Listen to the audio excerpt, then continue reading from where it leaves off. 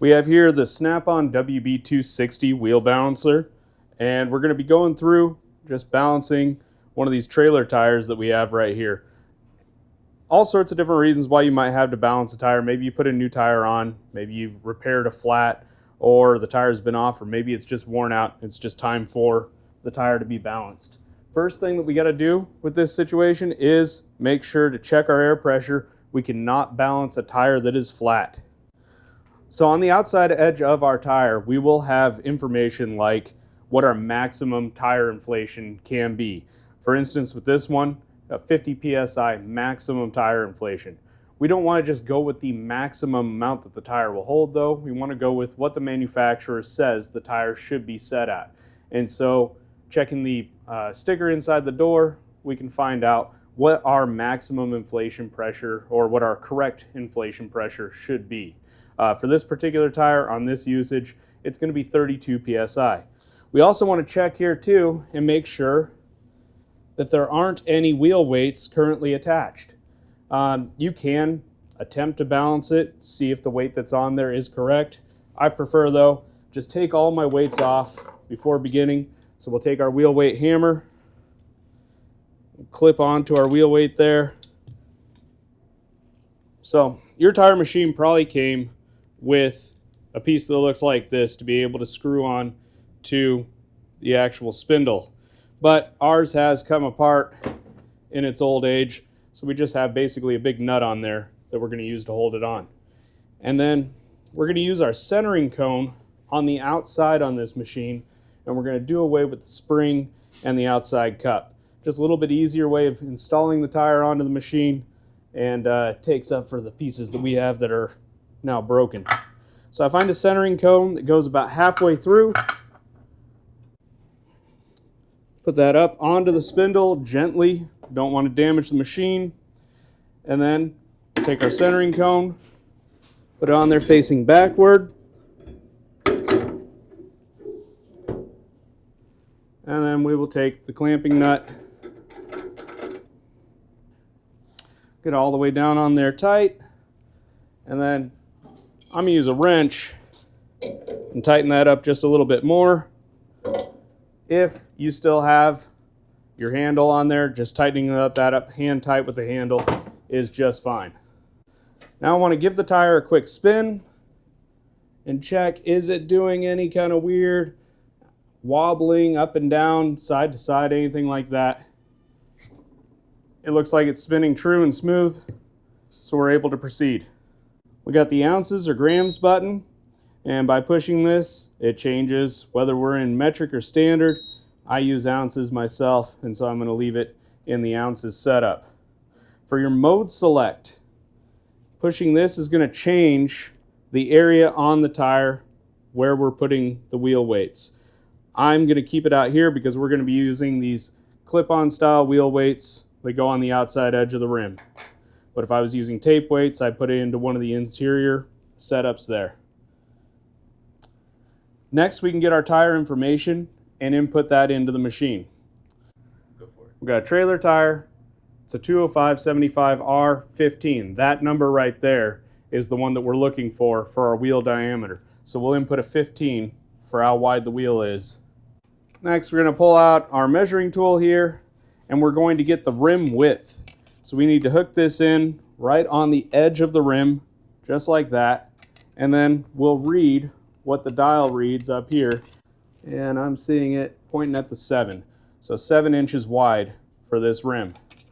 And last, we're going to find our offset. So how far is the wheel sitting away from the machine? So we'll pull out our little offset gauge right there, put that on the edge of the rim, and we're seeing that it reads 5. So we'll set that to 5 inches of offset. So for our next item here, we need to spin the tire to find its dynamic balance. Most machines have some function where they spin the tire for you. This one doesn't have a motor in it. You have to spin the tire by hand.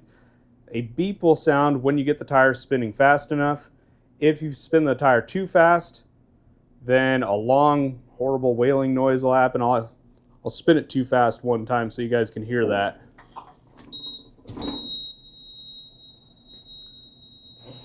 So if it makes that long wailing noise there, you spun it too fast and you're going to get an error message up on the screen there. So we just want to spin this over until we hear that one single beep.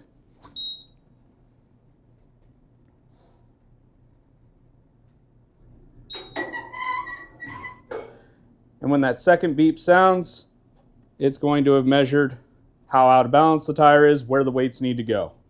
So I'll spin the tire over and I'll watch as these arrows light up as I get closer. Once all these arrows light up, it tells me how much weight I need on this side. Only a 1/4 ounce of weight. We're actually really close to being the correct balance on this side. Spin it over some more. And it's showing me off by 1.25 ounces on this outside here. So I want to take care of this 1.25 ounce that we're off on this side before I deal with anything with only being a 1/4 ounce off on the inside. So with the numbers showing on the screen, with all the lights lit up, I want to go directly in line with the spindle as high up as I can possibly go. So directly in line with the very top, and put my 1.25 ounce weight directly in that spot. Hammer my weight so it sticks on. And then because we are so close on that inside weight, I actually want to give this a spin and see how close we are before I continue putting any weights over on the inside.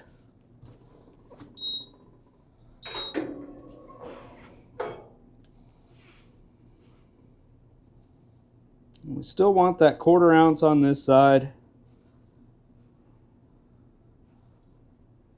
And we're at perfect zeros on that side. So now once again, directly in line with the spindle, up as high as we can go. We'll set our 0.25 ounce weight. And honestly, if you're only off by a 1/4 of an ounce, the customer is probably never going to notice that. Now we got both our weights on, we'll give it one more spin, make sure that we come out to perfect zeros now.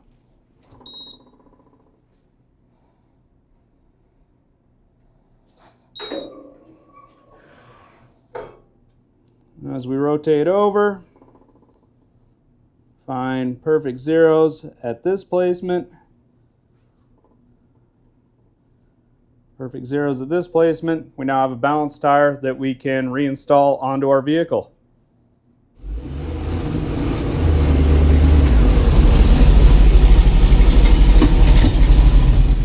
Thanks for watching another episode of Hot Rod High School.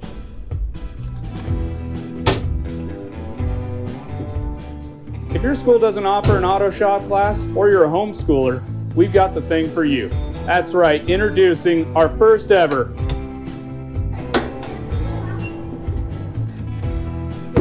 Auto Shop in a Box. Specifically designed for students between 5th and 12th grade. Our kits include the engine rebuild, the brake line flare, precision measurement, valve adjustment, and an award-winning curriculum. Click the link in the description below to learn more on our website and purchase your kit today, which will be shipped directly to your home. But don't worry, it's not coming in this thing. You can like and subscribe if you want to. It doesn't make a difference to me. But what does make a difference is you shifting your education into high gear with Hot Rod High School. Thanks for watching.